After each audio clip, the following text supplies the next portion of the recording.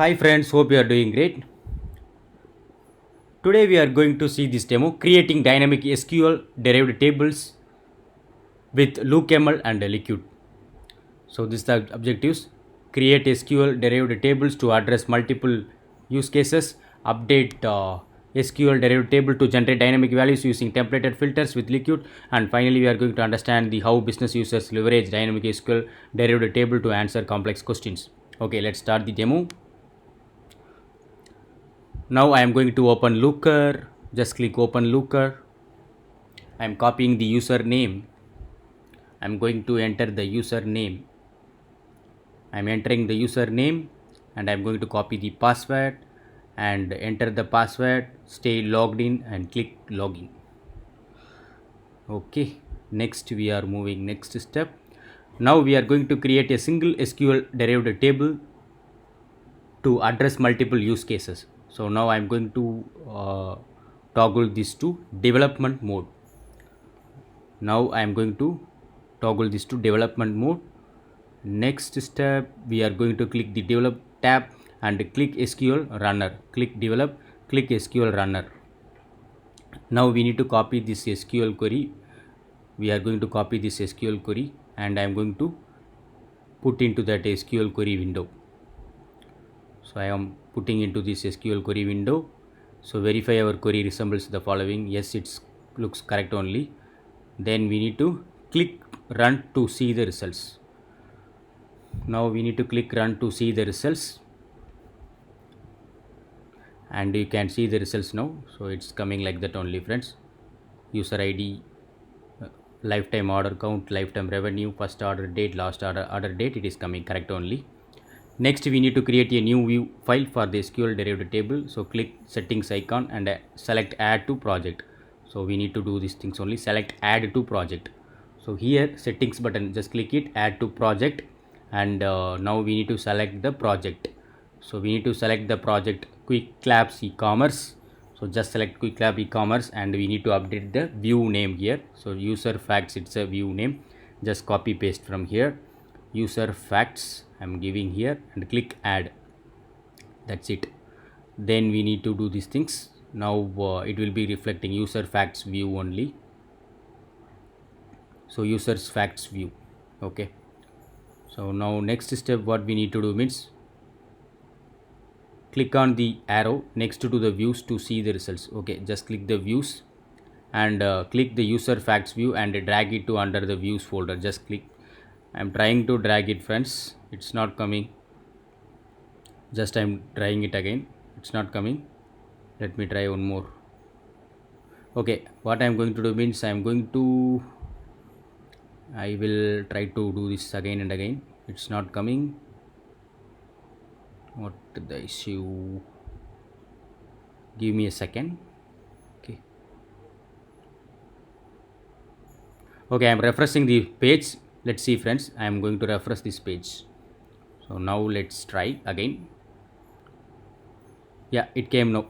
Okay, so now we can see this users facts dot view, and we need to click this users fact dot view and to see the view file for the SQL. Okay, so I am deleting this limit 10. I am removing the line 10. Okay, so I am removing the row 10, and in the measure count definition add a new line before type count and insert the following hidden yes. So we are going to do these things. Hidden yes, we need to add it, and after that primary key yes. In the dimension user ID definition we need to add this primary key. So I am going to do these things, friends. So where we need to do it means line number 13, I guess. Yes, here only. So I am pasting this hidden yes under the measure count. Next we need to check the dimension user ID. It should primary key yes, it should come. So dimension user ID. So if you are seeing line number dimension user ID 19, it's coming. Okay, so I'm referring here this screenshot. I'm referring as per the Google Quick Labs. So I'm pasting it here, primary key as yes. Okay, let it be, remaining it's correct only. User ID, we have done this count and user ID, measure count, dimension user ID, we have done it correctly. Okay, so it looks good. And finally we need to click save changes. Click save changes. and commit changes and deploy to production. Click commit changes and push, add a commit message. I am copying this message, add a commit message, and just click commit changes and push. So here we need to give the message, whatever message you can give, then click commit, and we have done that, and deploy to production. Finally we click the deploy to production.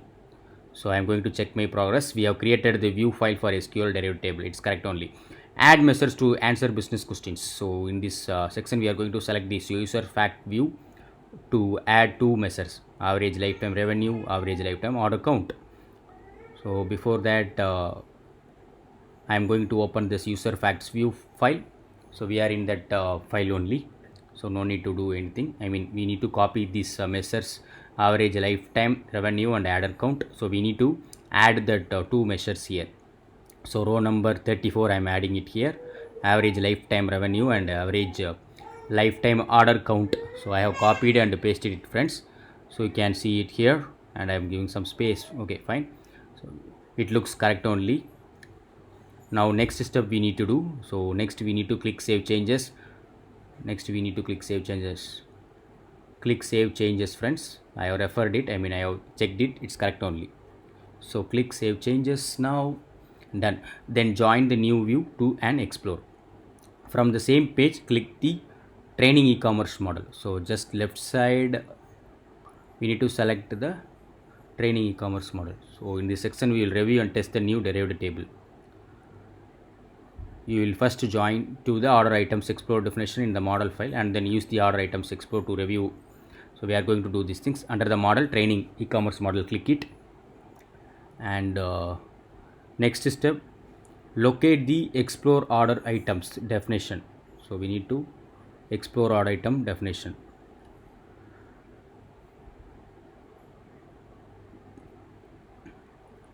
Explore order items definition. Notice that there are several joints already. So order items we have here only. Explore order items. In the explore order items definition, above the existing joint for users, add a new joint for user facts by specifying. Copy that, and we need to paste it here. So where we need to put it means row number, line number 19, right? We need to put under the 19, line number 19. So I am going to paste.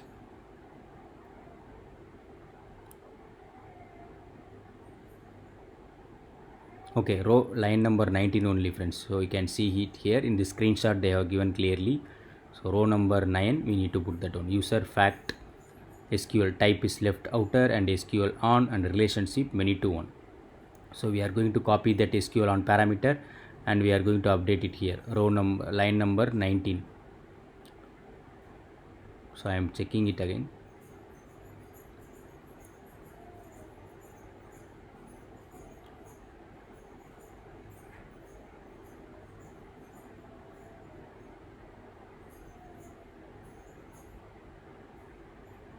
Okay, so it looks correct only, row number 19.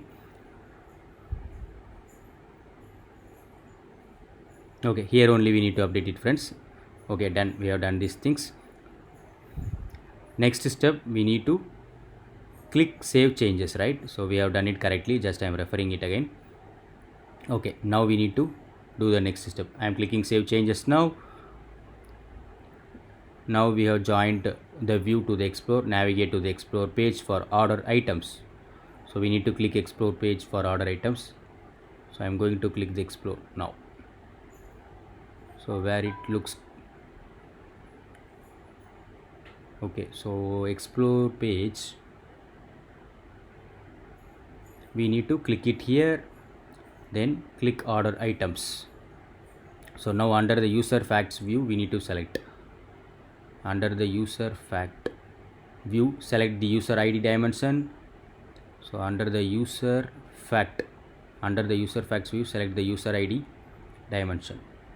So user fact, click the drop down and select the user ID, and next is average lifetime order count. We need to select this average lifetime order count, and next we need to select average lifetime revenue. We need to select measures. Okay, we have selected successfully. Next I think we need to set the row limit to 100. So we need to put the row limit to 100. Yes, I have put the row limit 100, and next we need to click run now to see the results. Click run now. So the results, it will be like that only. User ID, average lifetime order count, and average lifetime revenue. The result is coming. It is loading the data. Let's wait for it. Yes, it is coming like that only, friends. It looks good, correct? Yes. Then next step, now remove the user ID dimension and add the state dimension from the user's view. So I am going to do these steps. Now I am going to remove the user ID dimension. Remove the user ID dimension from here. So just remove this user ID dimension and select and click country. So next step, I have moved it.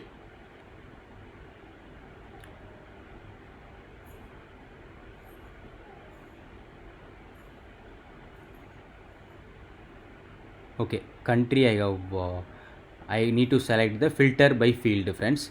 So filter by field. Okay, filter by field, then I am giving that is equal to USA. So just click it here, USA. Okay, so actually 8th point I have missed it, friends. Add state dimension. We are going to do it. Click run query again. Just click run query again. Okay, your results should resemble the following: country, state, 3-4 things we are going to see. Okay, so now if we are seeing result, it is not coming correctly because I didn't select user state. That's what the result is not coming correctly. So now only I found this error. Now I am going to rectify it. How to do that? Just we need to select the state. That's it. Row number step 8 we have missed it, friends. Add the state dimension. Actually that is the problem. So now I am going to identify that one. Let's see. First I have done this demo, friends. After that I am giving the voice. So that is the problem. Okay, no issues on that. So add the state dimension. We need to add the state dimension. Our result is different.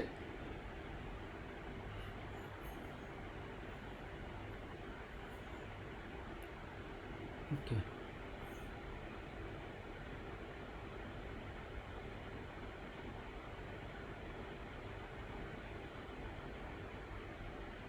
Okay, I am selecting the country also, friends. Users country we need to select it. Okay, I missed to select users country, and we need to select the user state. So 2 column I have selected is users country as well as user state. So we need to select 2. Don't forget to select these 2 when you are doing your demo. So we need to click run again. So it is loading the data now. Let's wait for it.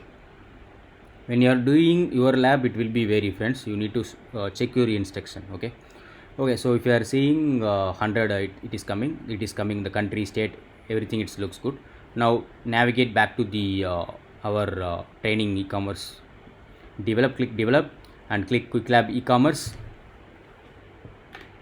and click training e-commerce model. So now you can click commit changes and push. Before that I am copying a message. Add a commit message. Just click commit changes and push, and now you can give this message, add a commit message, and click commit. And finally we need to click deploy to production, and I am going to check my progress. We have successfully added the message to answer business questions. Yes. So now we are going to do these steps. Update a SQL derived table to generate dynamic values using templated filters. So before that I am going to click this users facts view, navigate back to the users facts. Now we need to modify the SQL derived table. Just I have copied these SQL queries, and we need to update under the users facts dot view. So how to do that? So let me put that on. Modify the SQL derived table definition as follows to include conditional where clause. Okay, we need to include it here. So I am removing this derived table. So from here to there I am going to replace with this user facts derived table. I have done it correctly. Then now add a new filter under the derived table definition for users to select a date. So now again I am entering it here, and I have pasted that filter select date from line number 14 to 18. I have pasted it here. Now I am referring friends whether we have done it correctly or not. So just for our reference, we have done it correctly. Then navigate back to the order items explore. So just select navigate back to the order items explore. Okay, then select the average. Actually I have missed one point friends, so it will come error. Okay, user facts, average lifetime order count, we need to select it, and we need to select this average lifetime revenue. We need to select average lifetime revenue and measures under the measures. Okay, then select the state dimension. So we need to select the state dimension under the users view. So we need to select the state dimension under the users view. Okay, we have done it correctly. Then next is click on the filter icon, filter field, select date. Okay, where is the select date? Date we need to select it friends. Select date. Select date under the user fact view. So we need to go to the users fact view, not here. So you can see under the users fact view, go to the users fact view and select date. We have under the filter only fields, right? So we need to select the date, select date. So users facts, we have the select date. So we need to put filter option here. So here I am putting the filter by field. So select date it came. Then we need to fill this select date. So users fact select date is in the past 1 complete years. So it's in the icon, you can see.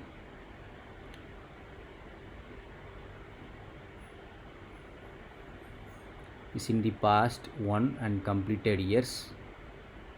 Let's wait for it. We can do that one. Remove. I am updating 1 and days. I mean we need to select complete years. We need to select from this drop down complete years. Then next we need to add this users country. So we need to add one more filter, users country is equal to USA. Second filter we are going to add. Okay, we have done this 10th line, 10th step, and 11th we need to do. So we are going to add users filter. We need to add the country. So filter by field country and is equal to country, we need to give USA. We need to select USA. USA. Okay, now you can click run now. Click run to see the results. Now I am going to click it run friends.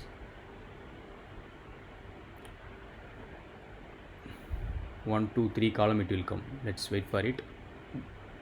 Okay, it is coming correct only. Okay, click on the SQL tab to review the SQL tab I am clicking. Okay, reviewed. Then add this. Okay, navigate back to the users view, users fact view, users fact view. Just click it looker and go to the develop and quick labs e-commerce. Click it quick labs e-commerce, and under the views we need to select users fact view, and now we need to click commit changes and push. So click commit change and push, commit, and deploy to production. Next is deploy to production. Deploy to production.